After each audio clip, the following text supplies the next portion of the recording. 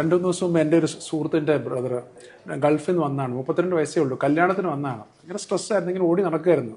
പെട്ടെന്ന് കുഴഞ്ഞു വീണ് മരിച്ചു. ഭയങ്കര സങ്കടകരമായ ഒരു അവസ്ഥയാണ്. This is A very important, വളരെ ഇമ്പോർട്ടൻ്റ് ആയിട്ടുള്ള ടോപ്പിക്കാണ് യുവാക്കളുടെ ഇടയിൽ.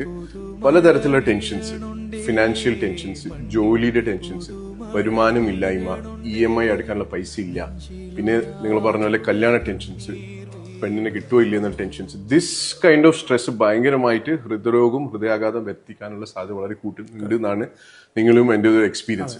ആൻഡ് അപ്പോൾ അത് സ്ട്രെസ് കുറയ്ക്കുന്നതും പിന്നെ അതോടൊപ്പം ഒരു ഏർലി ചെക്കപ്പ് ചെയ്യുന്നത് ആയിരിക്കണം എനിക്ക് തോന്നുന്നു ഇന്നത്തെ യുവാക്കൾക്ക് നമ്മൾ കൊടുക്കേണ്ട ഒരു മെസ്സേജ്.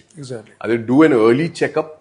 അതായത് ബ്ലഡ് പ്രഷർ ഉണ്ടോ, ഷുഗർ ഉണ്ടോ, പുകവലി ഉണ്ടെങ്കിൽ അത് നിർത്തുക, അമിതവണ്ണം ഉണ്ടോ, ഡയറ്റ് ആൻഡ് ലൈഫ് സ്റ്റൈൽ, എല്ലാ കാര്യങ്ങളും വളരെ കൃത്യമായ രീതിയിൽ ശ്രദ്ധിക്കുന്നതാണ്. സോഷ്യൽ മീഡിയ കുറയ്ക്കുക, നല്ല രീതിയിൽ ഉറങ്ങുക and do an early checkup ആയിരിക്കണം ഇന്നത്തെ യുവാക്കൾ നമ്മൾ കൊടുക്കേണ്ടത്. ECG മാത്രമാണോ അതോ കുറച്ച് ബാക്കിയുള്ള ടെസ്റ്റുകൾ?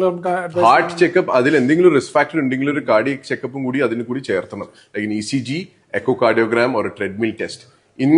ഒരു ഏർലി ആയിട്ട് ഇങ്ങനത്തെ ഒരു ഹാർട്ട് ഡിസീസ് ചെക്കപ്പ് ചെയ്തു കഴിഞ്ഞാൽ നമുക്ക് എനിക്ക് തോന്നുന്നു വലിയ തോതിൽ ഈ ഹാർട്ട് ഡിസീസ് നമുക്ക് തടയാൻ സാധിക്കും.